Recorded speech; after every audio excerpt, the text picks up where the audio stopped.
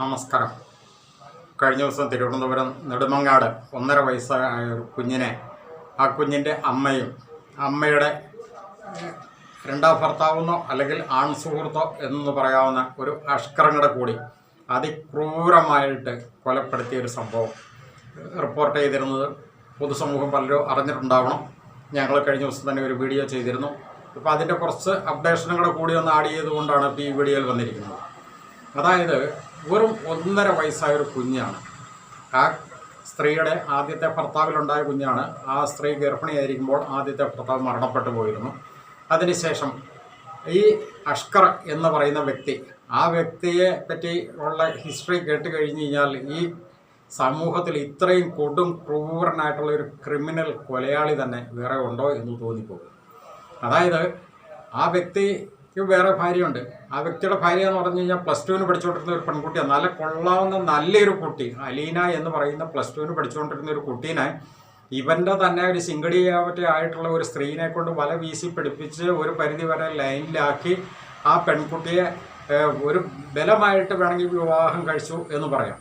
അലീന എന്ന് പറയുന്ന ഒരു പെൺകുട്ടി ഒരു സാധാരണക്കാരായിട്ടുള്ളൊരു മുസ്ലിം കുടുംബത്തിലെ സാധാരണക്കാരായിട്ടുള്ള ഒരു സ്വജാതിയൊക്കെ ആണെന്ന് കരുതിക്കൊണ്ട് പിന്നെ പെൺകുട്ടിയുടെ കുടുംബക്കാർ ഒരു പരിധി വരെ അതിനെ സപ്പോർട്ട് ചെയ്ത് ആ വിവാഹം നടന്നു എന്ന് വേണമെങ്കിൽ പറയാം. പക്ഷേ ഈ 2022 വിവാഹം കഴിഞ്ഞതിന് ശേഷം തൊട്ടടുത്ത ദിവസങ്ങൾ മുതൽ ആ പെൺകുട്ടിക്ക് എതിരെ അതിക്രൂരമായ പീഡനങ്ങളായിരുന്നു എന്നുള്ളതാണ് ആ കുട്ടിയുടെ ഉമ്മ വെളിപ്പെടുത്തിയിരിക്കുന്ന ഒരു കാര്യം എന്ന് പറയുന്നത്.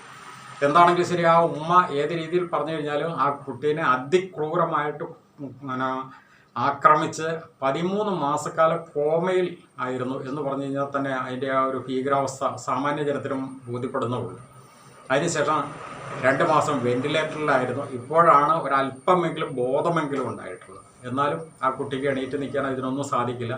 വളരെ ശരിക്കും പറഞ്ഞാൽ മരിച്ച് ജീവിക്കുന്നതിന് തുല്യമായിട്ടാണ് ഇപ്പോൾ ആ കുട്ടി കഴിഞ്ഞു പോകുന്നത്. ചെയ്തത് മകള് ഇക്ബാൽ ഹൈസ്കൂളിൽ +1 1 വർഷം കൊറോണയായിരുന്നു.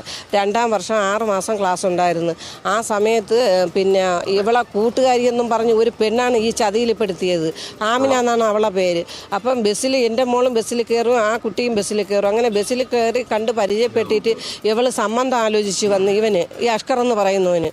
അപ്പോഴും സംബന്ധം ആലോചിച്ച് വന്നപ്പോഴത്തേക്ക് മോള് പറഞ്ഞ് എൻ്റെ കൂടെയല്ല ചോദിക്കാനുള്ള, വീട്ടിൽ ചെന്ന് ചോദിച്ചെന്ന് പറഞ്ഞു. അങ്ങനെ കുറച്ച് ദിവസം കഴിഞ്ഞപ്പോൾ ഞങ്ങൾ വീട്ടിൽ ചോദിക്കാൻ വന്നപ്പോൾ ഞങ്ങൾ പറഞ്ഞു കൊച്ചിന് 18 വയസ്സായില്ല, 22 വയസ്സായിട്ടേ അവൾ സ്വന്തം കാലിൽ നിന്നതിന് ശേഷം നമുക്ക് അപ്പോഴാലോചിക്കാമെന്ന് പറഞ്ഞു. ബുദ്ധിയുള്ളവരാണെങ്കിൽ പിന്നെ അവർ വരൂലായിരുന്നു. എന്നിട്ട് വീണ്ടും വരാൻ തുടങ്ങി. അപ്പം വാപ്പ പറഞ്ഞ് പറ്റൂലെന്നല്ലേ പറഞ്ഞു, നിങ്ങൾക്ക് ഇവളെ തന്നെ കിട്ടണമെന്ന് ഇത്ര നിർബന്ധം എന്തേലും വേറെ പെൺകുട്ടികളെ ആരെയും കണ്ടില്ലേ എന്ന് ചോദിച്ചു. അങ്ങനെ ഇവർ നേരെ ഇക്ബാൽ ഹൈസ്കൂളിൽ പോയി കൊച്ചിനെ നിരന്തരം ഉമ്മായും സഹോദരിയും ഇവനും കൂടെ കാണുകയും ഫോൺ നമ്പർ കൊടുക്കുകയും പിന്നെ കൊച്ചു ഇവനുമായിട്ട് ഫോൺ വിളിക്കുകയും പിന്നെ കൊച്ചിന് ഇവനെ മതിയെന്നും പറഞ്ഞ് വാശി പിടിച്ചുകൊണ്ട് നിന്നു. പിന്നെ നമ്മൾ വിചാരിച്ചപ്പോൾ ഇറങ്ങി പോകണ്ടല്ലോ എന്ന് പറഞ്ഞ് സ്വയാതി അല്ലേ എന്ന് വെച്ച് കല്യാണം ഉറപ്പിച്ചപ്പോഴും ആൾക്കാർ ഇവൻ്റെ പരിസരത്ത് പനവൂരൊക്കെ ചെന്ന് തിരക്കിയപ്പോഴത്തേക്കും പറയുന്നു ഇവരെക്കുറിച്ച് ഒരു നല്ല അഭിപ്രായം ഒരുത്തരും പറയാനില്ല. അങ്ങനെ നിങ്ങൾക്ക് കൊച്ചുങ്ങൾ അധികം കിടക്കണമെങ്കിൽ ആറ്റി പിടിച്ച് തള്ളെന്ന് അവർ ഞങ്ങളുടെ പറഞ്ഞ്. ഞങ്ങളങ്ങനെ ഈ വൃന്ദാവന ഓഡിറ്റോറിയം ബുക്ക് ചെയ്ത് 5000 രൂപ അഡ്വാൻസ് കൊടുത്ത് ബുക്ക് ചെയ്ത് കല്യാണ ലെറ്റർ വരെ അടിച്ച് 2022 ആഗസ്റ്റ് 28-ാം തീയതിയാണ് കല്യാണം വരെ ഉറപ്പിച്ചത്. അപ്പം ഞാനൊരു സൂപ്പർ മാർക്കറ്റിൽ ജോലിയായിരുന്നു. ഞാൻ 10 മണിക്ക് പോയാൽ 9 മണിക്കാണ് വരുന്നത്. അപ്പോൾ എൻ്റെ മക്കളെ നോക്കുന്ന വാപ്പായാണ്. വാപ്പാക്കും കാലിന് സുഖമൊന്നുമില്ല. അതുകൊണ്ടാണ് ഞാൻ നമ്മളെ കുടുംബം കൊണ്ടുപോകണമെന്ന് വെച്ച് ഞാൻ ജോലിക്ക് ഇറങ്ങിയത്. അപ്പോഴത്തേക്ക് ഞങ്ങൾ വീട്ടിൽ വാപ്പ കല്ലമ്പലത്ത് പോകും. കല്ലമ്പലമാണ് എൻ്റെ വാപ്പാരെ കുടുംബം. അപ്പോൾ ചില ദിവസം കല്ലമ്പലത്തിൽ പോകുമ്പോൾ വീട്ടിൽ ആരും ഇല്ലെന്ന് അറിഞ്ഞുകൊണ്ട് ഇവൻ്റെ ഉമ്മായും സഹോദരിയും കൂടെ വീട്ടിൻ്റെ പരിസരമൊക്കെ വന്ന് നോക്കിയിട്ട് പോകുമായിരുന്നു. ഞങ്ങളിതൊന്നും അറിയണില്ലായിരുന്നു. ഞങ്ങളോട് അയൽപക്കത്തുള്ളവരാണ് പറഞ്ഞത്. വിവാഹമായിട്ട് നടന്നില്ല. കൊച്ചിനെ വിവാഹത്തിന് നമ്മളെല്ലാം തയ്യാറെടുത്ത് അപ്പോഴത്തേക്ക് വീണ്ടും ഇവൻ ഇങ്ങനെ പറയും, കൊച്ചിനെ ഫോൺ വിളിച്ച് ഈ കൊച്ചു കല്യാണത്തിന് മുമ്പ് ഭയങ്കര കരച്ചിലാണ്. അപ്പം ഞാൻ എന്തെന്ന് ചോദിക്കുമ്പോഴത്തേക്ക് ഇതൊന്നും പറയൂല. അപ്പോൾ ഇവൻ മാനസിക പീഡനം തുടങ്ങി കല്യാണത്തിന് മുമ്പേ ഫോണിലൂടെ. അപ്പം ചോദിക്കുമ്പോൾ ഒന്നും പറയില്ല, ഭയങ്കര കരച്ചിലാണ്. ഞാൻ ചോദിച്ചു കാര്യം എന്തെങ്കിലും ഉണ്ടെങ്കിൽ നീ പറയുമെന്ന് പറയുമ്പോൾ അവൾ ഒന്നും ഞങ്ങളോട് പറയൂല. എന്നിട്ട് ഞാൻ 1 മാസം ലീവെടുത്ത് വീട്ടിൽ നിന്ന് എൻ്റെ വീട് വൃത്തിയാക്കാനായിട്ട് നിന്നപ്പോൾ ഒരു ദിവസം ഒരു ഫോൺ കോൾ വരികയാണ്. അപ്പോൾ അവൻ ഫോണിൽ ഫോണിൽ കൂടെ എന്നെ ചീത്ത പറയുന്നത് ഞാൻ കേൾക്കുന്നുണ്ട്. ഞാൻ പറഞ്ഞു ഈ വ്യക്തിയാണ് നീ കെട്ടാൻ ഒരുങ്ങുന്നത്. അപ്പോഴും ചീത്ത വിളിച്ചെന്തിനാണ് പണവും സ്വർണവും എൻ്റെ നിന്ന് വാങ്ങിച്ചു കൊടുക്കണമെന്നും പറഞ്ഞ് അപ്പോഴേ അവർ നിരന്തരം ശല്യപ്പെടുത്തുകയാണ്. ഇവരെന്ന് വെച്ചാൽ ആഡംബര ജീവിതക്കാരാണ്. അവർ സ്വന്തം ഒരു ചെറിയ വീടുണ്ട്, ആ വീട്ടിൽ താമസിക്കൂല.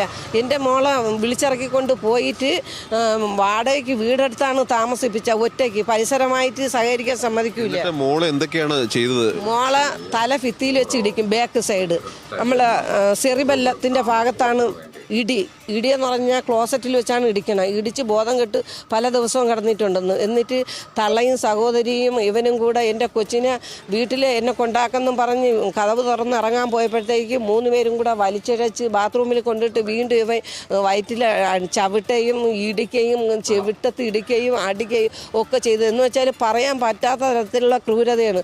അതിന് മുമ്പായിട്ട് തന്നെ എൻ്റെ കൊച്ചിനെ പല പ്രാവശ്യമായിട്ട് ആത്മഹത്യയ്ക്ക് പ്രേരിപ്പിച്ച് പല പ്രാവശ്യം അവർ കൊല്ലാൻ ശ്രമിച്ച് കൊച്ചിനെ ഫാനിൽ ഇവരെ കെട്ടിത്തൂക്കാൻ ഒരുങ്ങി അടിച്ച് 3 പേരും കൂടെ അടിച്ചിട്ട് കൊച്ചു അബോധാവസ്ഥ ആയപ്പോഴത്തേക്ക് ഫാനിൽ കെട്ടിത്തൂക്കാൻ ഒരുങ്ങിയപ്പോൾ എങ്ങനെയോ എൻ്റെ കൊച്ചിന് ഓർമ്മശക്തി ദൈവം തമ്പുരാൻ കൊടുത്ത്. അങ്ങനെ കൊച്ച് കരഞ്ഞ് വിളിച്ചപ്പോഴത്തേക്ക് അയൽവക്കക്കാർ കേട്ട്. അവർ ഞങ്ങളോട് വിളിച്ചു പറഞ്ഞ് ആ വീട്ടിൽ ഭയങ്കര വഴക്കാണെന്ന്. അയൽവക്കക്കാർ ആരും അവിടെ സഹകരിക്കില്ല. കാരണം ഈ സ്ത്രീ എന്ന് പറഞ്ഞാൽ ആരെങ്കിലും എന്തെങ്കിലും പറഞ്ഞാൽ അപ്പോഴും ആ സ്ത്രീ ഇട്ടിരിക്കുന്ന വസ്ത്രം വലിച്ചു കീറിയിട്ട് പോലീസ് സ്റ്റേഷനിൽ പോവുകയാണ് അവർക്ക് വിജയത്തിന് വേണ്ടി. അതുകൊണ്ട് അവിടെയുള്ള അയൽവക്കക്കാരാ നാട്ടുകാരാ ഒന്നും ഇവരോട് ഒന്നും പറയൂല. ഇതാണ് അവിടുത്തെ ഒരു അവസ്ഥ. ഇപ്പോൾ മോളുടെ അവസ്ഥ എന്താണ്? മോളുടെ അവസ്ഥ എന്ന് പറഞ്ഞാൽ ഇപ്പോൾ എൻ്റെ മോള് 13 മാസം വരെ ഹോമോ സ്റ്റേജ് ആയിരുന്നു. 13 മാസം ഓപ്പറേഷൻ കഴിഞ്ഞ് 2.5 മാസം വെന്റിലേറ്ററിലായിരുന്നു. ഇപ്പോൾ ഒരു 10 മാസം ആവേ ഉള്ളൂ എൻ്റെ മോൾക്ക് ഓർമ്മശക്തി കിട്ടിയിട്ട്. എന്നാലും ചിലപ്പോഴൊക്കെ ഒരു ഇതായിട്ട് തോന്നും. എന്നാലും ഇപ്പോൾ നല്ല ഓർമ്മശക്തി ഉണ്ട്. പക്ഷേ മോൾ കിടക്കേന്ന് എഴുന്നേക്കൂല. അതിന് വേണ്ടിയിട്ടാണ് ഞങ്ങളിപ്പോൾ ഫിസിയോതെറാപ്പിക്ക് കൊണ്ടുവന്നത്. ഞങ്ങൾ ഈ 2 വർഷം കൊണ്ട് ഹോസ്പിറ്റലിൽ കിടക്കും. 1-2 ദിവസം മർദ്ദനം കൊണ്ടാണ് ഇതെല്ലാം സംഭവിച്ചത്. എൻ്റെ മോള് തന്നെ പറയും അവളെ ഒരുപാട് ഉപദ്രവിച്ചിട്ടുണ്ടെന്ന്. പിന്നെ വിഷം വരെ കൊടുത്ത് കവിള് പൊത്തിപ്പിടിച്ചും കൊണ്ട് എലി വിഷം കലക്കി കൊടുത്തെന്ന്. പരാതി ഞങ്ങൾ അത് പറയാൻ വിട്ടുപോയി. പല പ്രാവശ്യം ഞങ്ങൾ പോലീസ് സ്റ്റേഷനിൽ പരാതി കൊടുക്കും. പാലോട്ട് കൊടുത്തപ്പോൾ അവർ പറഞ്ഞു ഇവൻ്റെ സ്റ്റേഷൻ പരിധിയിൽ കൊടുക്കണമെന്ന് പറഞ്ഞ് നെടുമങ്ങാട്ട് ഞങ്ങൾ പല ആവർത്തി പരാതി കൊടുത്തപ്പോഴും ഈ പരാതി കണക്കിലെടുക്കൂല. കാരണം എന്നും അവിടെ വണ്ടി ഓട്ടിച്ചിട്ടുണ്ട് പോലീസുകാർ. അതുകൊണ്ട് പോലീസുകാരല്ല ഇവൻ്റെ സൈഡാണ് നിൽക്കണം. ഞങ്ങൾ നെടുമങ്ങാട് സ്റ്റേഷനിൽ എന്നിട്ട് പല ആവർത്തിയിലും ഞങ്ങൾ അവിടെ കൊടുത്തതാണ്. എന്നിട്ടും ആ കേസിന് ഒരു തുമ്പ് ഉണ്ടാക്കിയിട്ടില്ല. എന്നിട്ട് ഇപ്പോൾ വനിതാ കമ്മീഷനിൽ ഞങ്ങൾ പരാതി കൊടുത്തു. ആദ്യത്തെ ഒരു ദിവസം വന്ന് പിന്നെ 3 പ്രാവശ്യം വിളിച്ചിട്ട് ഇവൻ കള്ളങ്ങൾ പറഞ്ഞ് ഒഴിയും വരൂല. അന്ന് ആദ്യത്തെ പ്രാവശ്യം ഹിയറിങ്ങിന് വിളിച്ച് ഇവൻ വന്ന് അപ്പോഴവർ പറഞ്ഞ് അവിടുത്തെ വനിതാ കമ്മീഷണർ പറഞ്ഞ് നീ മാസത്തിൽ എത്ര രൂപ കൊച്ചിന് കൊടുക്കുമെന്ന് പറഞ്ഞു. അപ്പം ഞാൻ 10,000 രൂപ കൊടുക്കാമെന്ന് പറഞ്ഞു ചികിത്സയ്ക്ക്. 1 രൂപ പോലും തന്നിട്ടില്ല. പിന്നെ അവർ വിളിച്ചാൽ വരെയുമില്ല. ബന്ധമൊന്നും വേർപെടുത്തിയിട്ടില്ല. മോളിങ്ങനെ കിടക്കുന്നത് കൊണ്ടാണ് നമുക്ക് ബന്ധം വേർപെടുത്താൻ പറ്റാത്തൊരവസ്ഥയിൽ ഇരിക്കുന്നത്. മോളെ നല്ലതുപോലെ ഓർമ്മശക്തി കിട്ടിയാൽ മാത്രമേ നമുക്ക് ബന്ധം വേർപെടുത്താൻ പറ്റുള്ളൂ. അല്ലെങ്കിൽ നാളെ ഒരു സമയത്ത് നമ്മൾ പോയി ബന്ധം വേർപെടുത്തിയാൽ അവൾ ചിലപ്പോൾ തിരിച്ചു ചോദിക്കും നിങ്ങൾ ആരോട് ചോദിച്ചുകൊണ്ടാണ് ബന്ധം വേർപെടുത്തിയെന്ന് പറഞ്ഞാൽ നമുക്ക് മറുപടി ഇല്ല അതിന്. 18 വയസ്സ് ഉള്ളപ്പോഴാണ് ആ കുട്ടിയെ ഇതുപോലെ വിവാഹം കഴിയുന്നത്. ഇപ്പോൾ ആ കുട്ടിക്ക് 21 വയസ്സേ ആയിട്ടുള്ളൂ. ഒന്ന് ആലോചിച്ച് നോക്കുക. അതാണ് ഈ അഷ്കറിൻ്റെ യഥാർത്ഥ ഭാര്യ. അത് ആ അവസ്ഥയിൽ കിടക്കുമ്പോഴാണ് ഇവൻ ഈ കുട്ടിയുടെ അമ്മയുമായിട്ട് ലിവിങ് ടുഗദർ എന്ന രീതിയിൽ ഇപ്പോൾ ഈ നെടുമങ്ങാട് വേറൊരു വീട് വാടകയ്ക്ക് എടുത്തിട്ട് ഇപ്പോൾ രണ്ടാമത്തെ ഈ സ്ത്രീയുടെ പേര്, അതായത് മരണപ്പെട്ടു പോയ കുഞ്ഞിൻ്റെ അമ്മയുടെ പേര് അഖില. അവരുടെ ആദ്യത്തെ ഭർത്താവ് മരിച്ചുപോയി.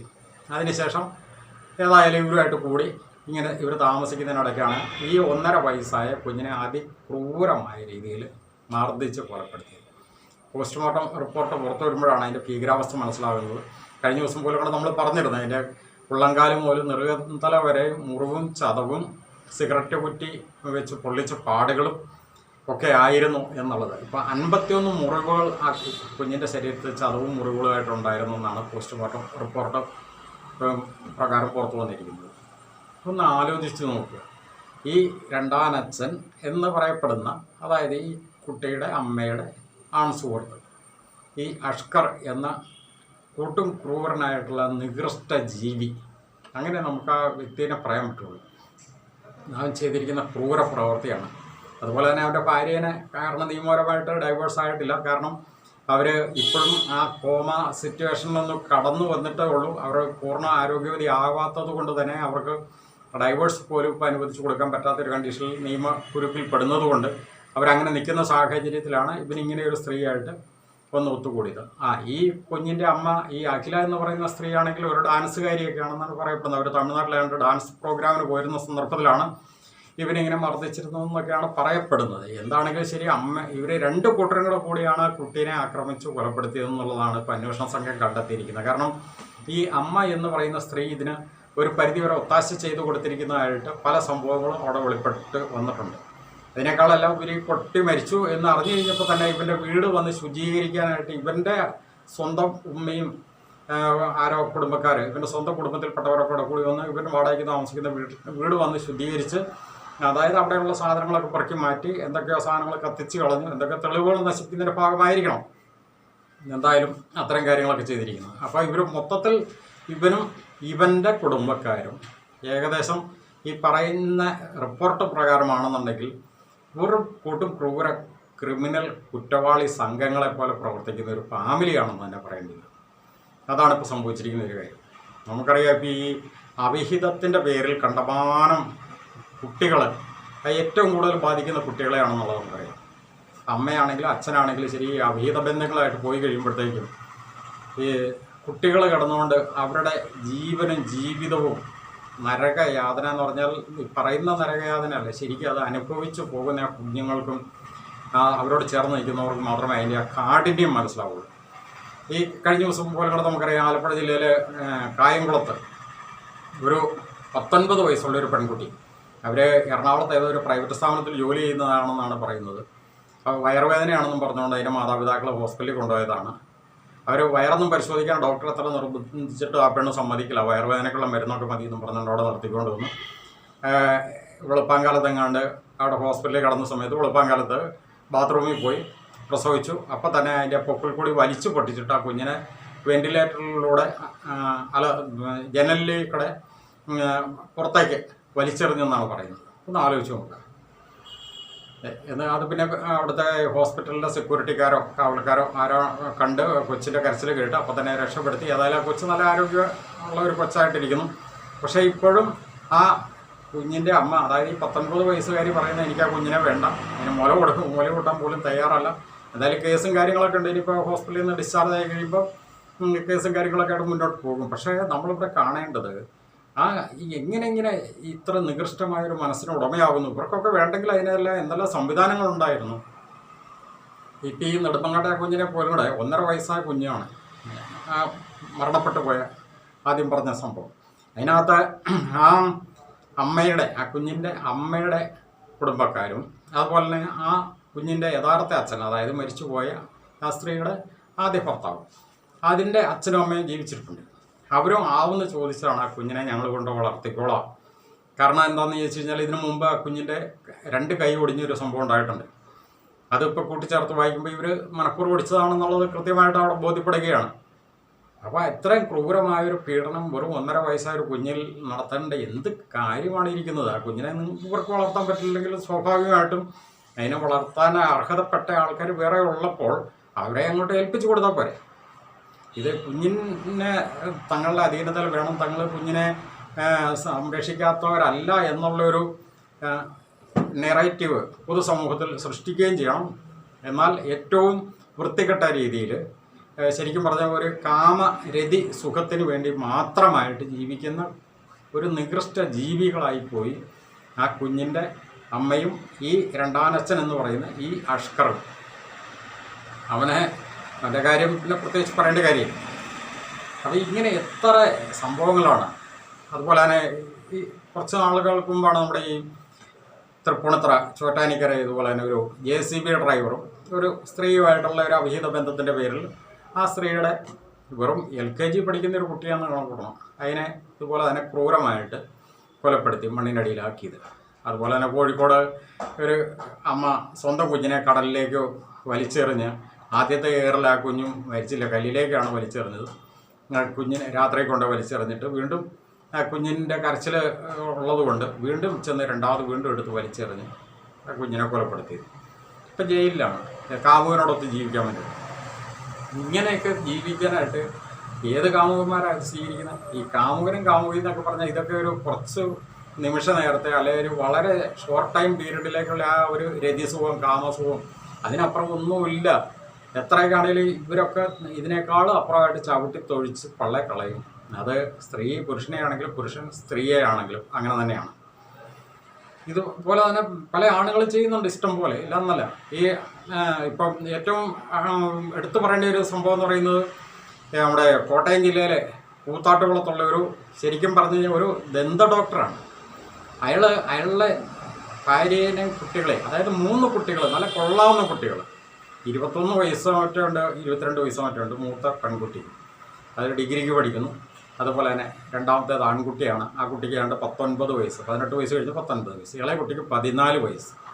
ഈ 3 കുട്ടികളെയും അദ്ദേഹത്തിൻ്റെ യഥാർത്ഥ ഭാര്യേനെയും തള്ളിക്കളഞ്ഞിട്ട്, അതായത് വലിയ ഭീമമായ തുക ആ സ്ത്രീയുടെ കുടുംബത്തിൽ നിന്നൊക്കെ കുടുംബ വിഹിതം കണക്കാക്കിയുള്ളതൊക്കെ വാങ്ങിയെടുത്തിട്ടാണ് ആ അമ്മേനെയും 3 മക്കളെയും തള്ളിക്കളഞ്ഞിട്ട് വേറെ ഏതോ ഒരു സ്ത്രീയുമായിട്ട് ഒരുമിച്ച് ആർഭാടമായിട്ട് ജീവിക്കുന്നു എന്ന് മാത്രമല്ല, ഈ അമ്മയ്ക്കും കുഞ്ഞുങ്ങൾക്കും ഒരു രീതിയിലും ജീവിക്കാൻ പറ്റാത്ത രീതിയിലുള്ള സാഹചര്യങ്ങൾ സൃഷ്ടിച്ചുകൊണ്ടേയിരിക്കുന്നു. നിരന്തരം കേസുകളും പ്രശ്നങ്ങളും സാമൂഹ്യ വിഷയങ്ങളും ഗുണ്ടകളെ വിട്ടുള്ള ആക്രമണങ്ങളും അങ്ങനെ പല രീതിയിലും.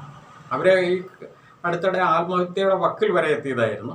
ആ ഒരു സംഭവം പുറംലോകത്തേക്ക് 1-2 പേരെ അറിയിച്ചു കഴിഞ്ഞപ്പോഴത്തേക്കും പെട്ടെന്ന് ചുരുക്കം ചില സാമൂഹ്യ പ്രവർത്തകരും ചില ഓൺലൈൻ ചാനലുകാരൊക്കെ ഇടപെട്ട് എന്താണെങ്കിലും അതിനൊന്നും തടയിട്ടിരിക്കുന്നതുകൊണ്ട് അവരിപ്പോഴും അങ്ങനെ പിടിച്ചു നിൽക്കുന്നു എന്നുള്ളതാണ്. ഇങ്ങനെയുണ്ട് കുറേ ജന്മങ്ങളോ അല്ലെങ്കിൽ കുറേ മനുഷ്യർ. ഒന്ന് ആലോചിച്ച് നോക്കുക. അയാളിലേക്ക് അത്യാവശ്യം വരുമാനമുണ്ട്, നല്ല സ്റ്റാൻഡേർഡായിട്ട് ജീവിക്കേണ്ട ടീമാണ്.